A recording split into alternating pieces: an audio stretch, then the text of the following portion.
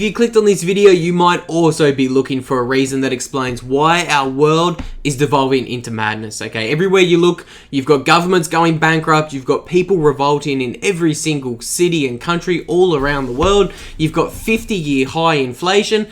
Everything seems to be melting down in what I like to call clown world, but nobody has a solution as to what's actually causing all of the madness we see in our world today.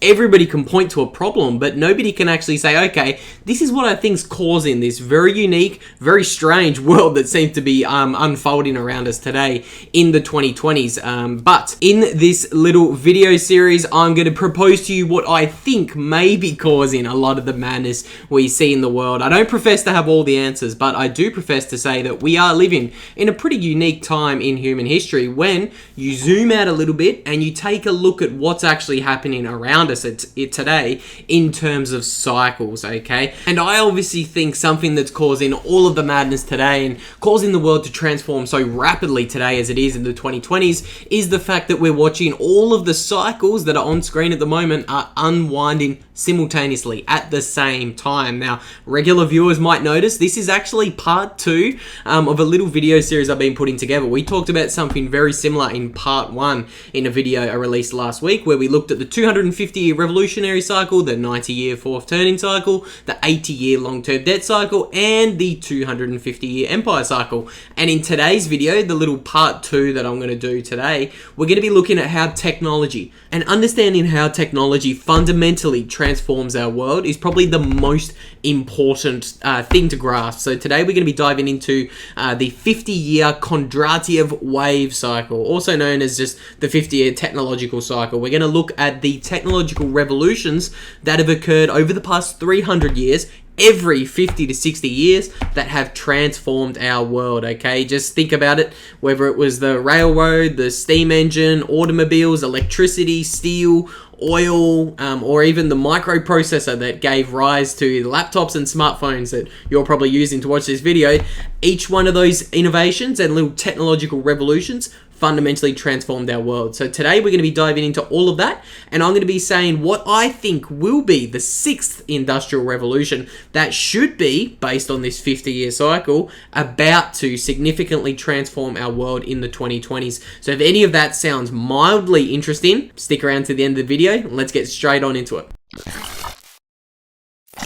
Welcome back to the Fix the Money, Fix the World YouTube channel. If you are new here, my name is Luke and I do videos on macroeconomics, geopolitics, business, investing, finance, and all the boring stuff you weren't taught about money in school. So if any of that sounds interesting, make sure you hit the like button on this video and subscribe to the channel so you're notified when I do videos on these topics when they come out. Now diving straight on into this video today. So starting off with the 50-year technological cycle, also known as the Kondratiev wave cycle, named after a famous Russian economist, Nicholas Kondratiev, who was actually killed in the early 20th century for simply developing this thesis, okay? Stalin didn't want to hear anything about capitalism or how technology drives financial innovation. He was all about communism and top-down control. So he actually killed Nicholas Kondratiev for coming up with this cycle. But anywho, Kondratiev's cycle, also known as the K-wave cycle,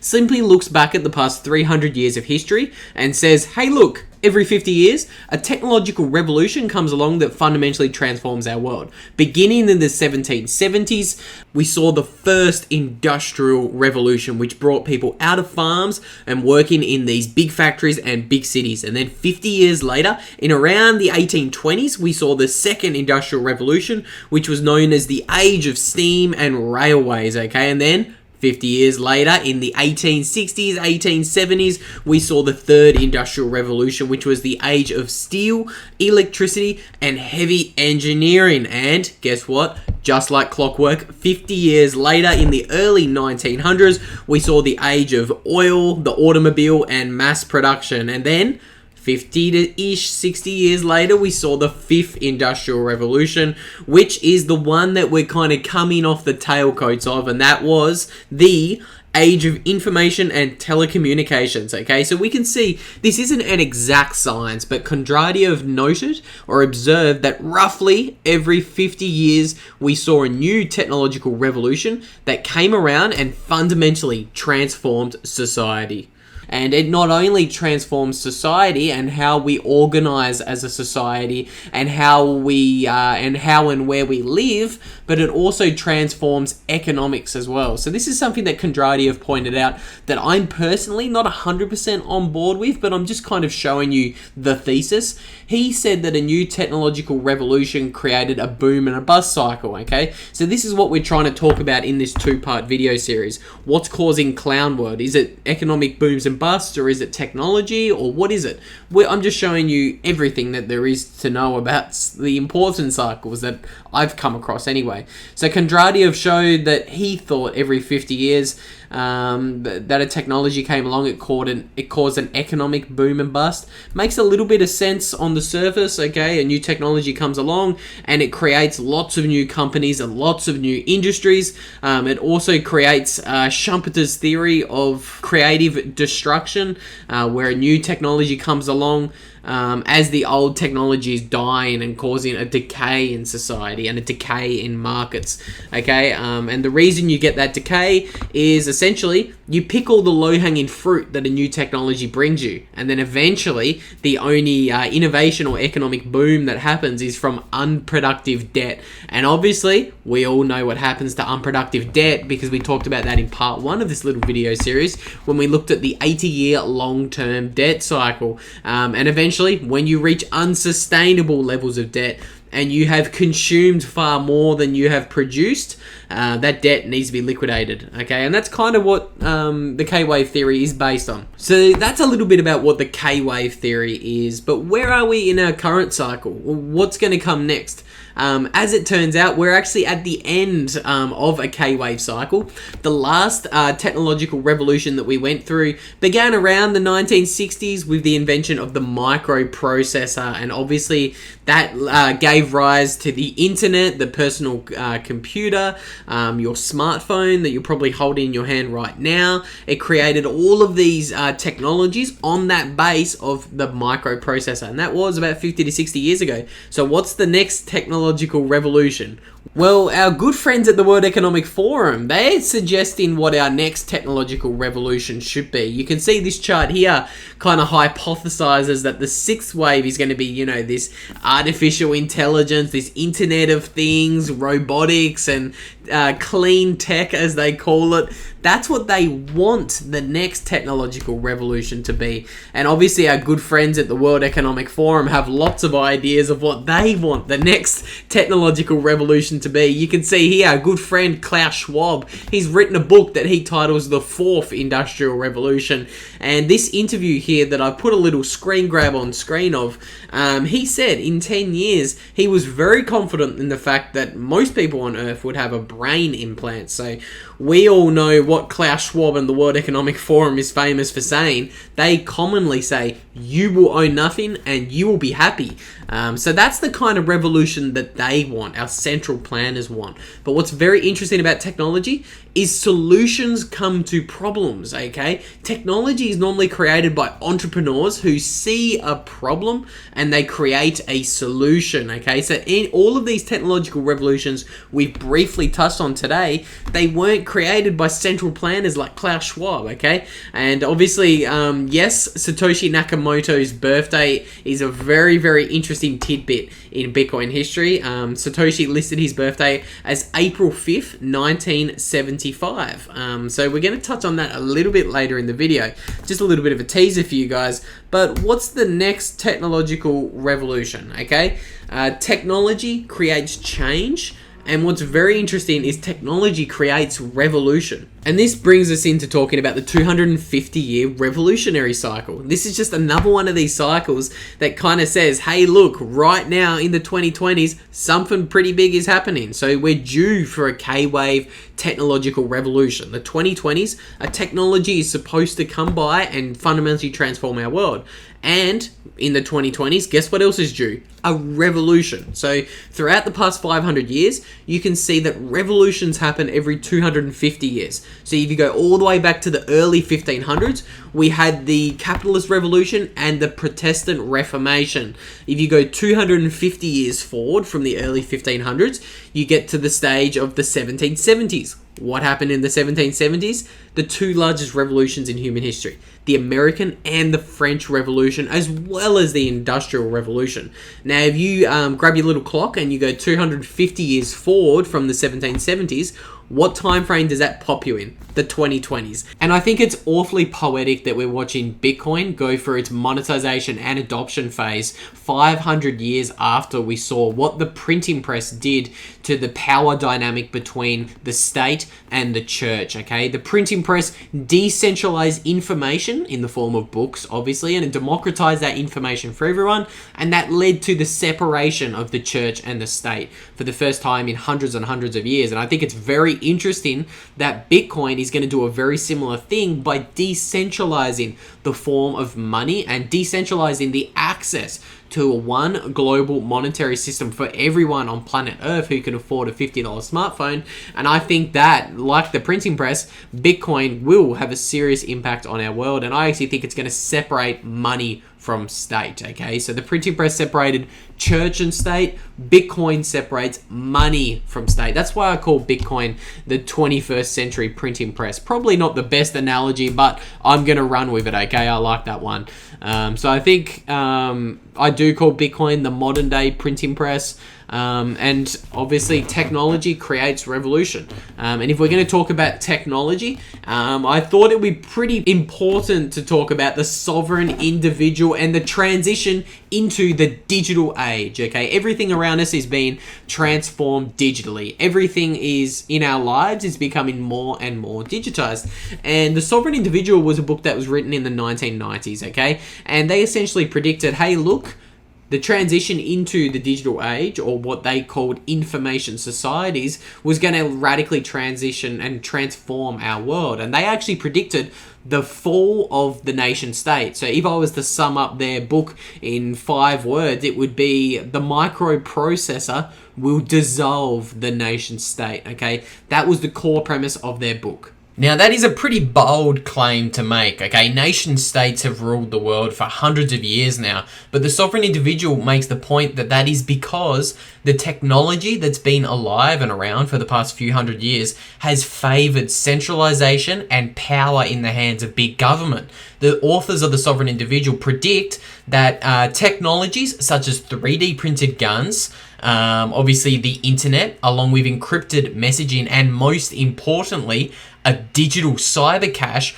would radically transform the power balance between individuals and big, large entities like governments and nation states, okay? And obviously, when you actually start looking at how technology has fundamentally transformed what the authors call the change in the logic of violence throughout history, you can see that technologies have had radical transformations on power balances, okay? So in the book, the authors look at all sorts of technologies, whether it's the printing press or whether it's the simple saddle and the stirrup on a horse that obviously created the feudal revolution, or whether it was the simple technology of gunpowder. Each one of these technological revolutions created significant power balances and power changes in society, okay? And the authors kind of say, and they predict in the 1990s that the rise of a cyber cash would dissolve the nation state, simply because they predicted that this cyber cash would be untaxable, untraceable, and live in the digital realm where governments cannot stop or censor any transactions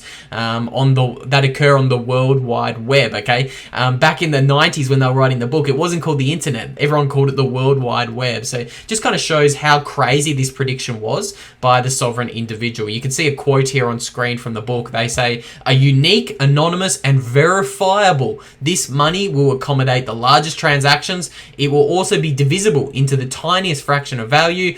It will be tradable at a keystroke in a multi-trillion-dollar wholesale market without borders." Okay, so it's pretty profound, the analogies and the predictions that the authors of The Sovereign Individual made. And another big reason that they predicted the fall of the nation state was because they kind of said, hey, look, Human organization has been through 3 major shifts in human history. And this shift that we're about to go into is going to be the first one that creates a massive decentralization as how we organize as individuals. So they showed that as we transitioned from being hunters and gatherers into farmers working in the agricultural societies, they said the agricultural revolution was a centralizing point, okay? It took hunters and gatherers away from running around in decentralized farms into very centralized farms where the peasants would work under the rule of the king and the queen. So that transition happened around 10,000 years ago, the agricultural revolution.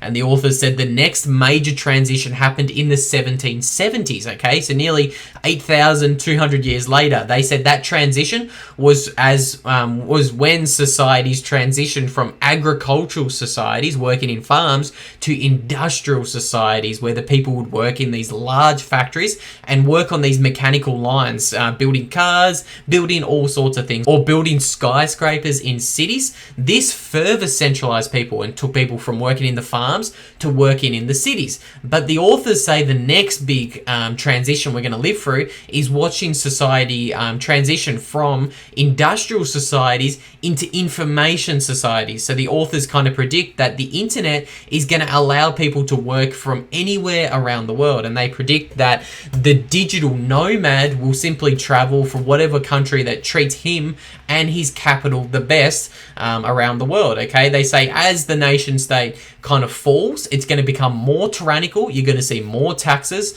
You're going to see more capital controls. You're going to see more land taxes on your beloved property. Yes, real estate is a shitcoin. I might do a video on that shortly. But the sovereign individual thesis just says a lot of these smaller countries are going to want to welcome the capital and the productive businesses that these entrepreneurs will bring. Okay, so look at Panama, for example, 0% tax. Look at El Salvador. I'm looking at it very closely right now because guess what? They're not going to tax my Bitcoin, okay? And I can go there and I won't get taxed.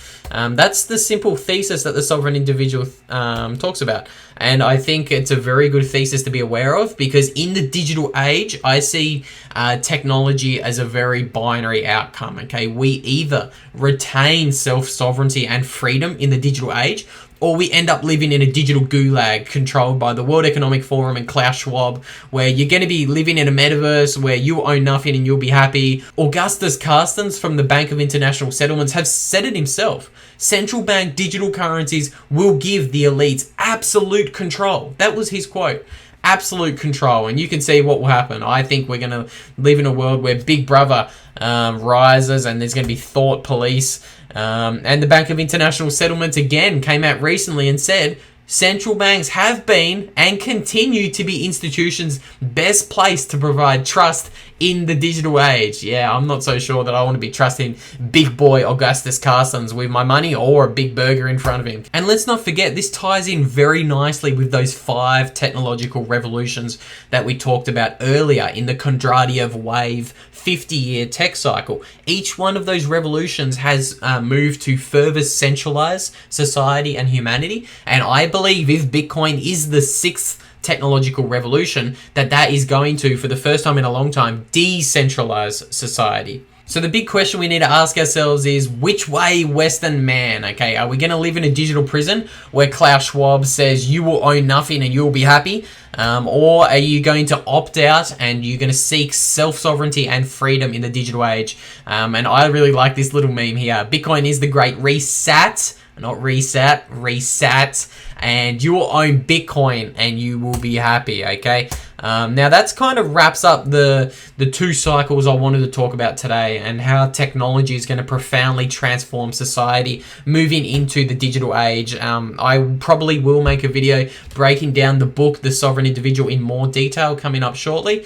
But that's kind of what's going on in the world. That's why I believe Clown World is so crazy, and that's why I believe we're living in such a pivotal point in history. Okay, we're living through a global fourth turning, something we've never seen before. We're living through a global collapse of fiat currency, something we also haven't seen before. We're watching a global attack on sovereignty from these NGOs like the World Economic Forum and the IMF, etc. And we're watching what is the first true inflation spike globally that's occurring in the digital age. And I think This little two-part presentation is based off a 3-part article series that I wrote in 2021 titled Bitcoin is the Big Bang to End All Cycles. And I think it's very poetic that Bitcoin is kind of the solution to each of these problems, okay? In a revolutionary cycle, Bitcoin's the opt-out. Bitcoin is the equivalent of kind of the modern day printing press, as I like to call it. Bitcoin is FU money, okay? Bitcoin is the solution to a globally interconnected fiat currency collapse, okay? And it is coming. The collapse is coming. And I think Friedrich Hayek said it best with this quote, okay? And this quote, I'm pretty sure it came from the 80s. He said, "We can't have a good money again before we take the thing out of the hands of government. That is, we can't violently take it out of their hands. All we can do is by some sly, roundabout way, introduce something that they can't stop." And I think that quote was obviously made well before Bitcoin was created. And it's very, very important to recognize that quote with the importance of Bitcoin. And this kind of goes into another quote I wanted to touch on. And that is from Victor Hugo, who said, "Nothing is more powerful than an idea whose time has come." And I think the idea of a decentralized digital money in the digital age is a very powerful and radical idea that will fundamentally transform how our world looks. And I think it will fix clown world, and I think it will end all of these cycles that we have been living through. So if you enjoyed any of that, guys, feel free to like the video, share the video. It helps out the channel a lot, and I really appreciate it. If you like this kind of content, feel free to subscribe to the channel so you get notified when I make more videos on these similar topics. If you want to read the articles that this little 2-part presentation was based on, I may link them in the description down below. I am actually turning this kind of presentation and those articles into a book, because I'm writing a few other articles on Bitcoin and the Kardashev scale, and obviously Bitcoin and the Matrix, and the Bitcoin super cycle that I believe we're about to live through. Because I have a pretty radical view on how I think hyper-Bitcoinization is going to play out, and I think that it's going to play out a lot quicker than most people expect in the digital age, where each technological revolution is being adopted at an accelerated rate, okay? And that's probably a teaser for my next video, where I'm going to tell you guys why I believe Bitcoin will be well into the 8 figures per Bitcoin by the end of 2030. I think we're going to be living on a Bitcoin standard by 2030, and it's all got to do with the crazy clown world we're living in. So stay tuned for the next video, and I'll see you guys in the next one. Adios, amigos.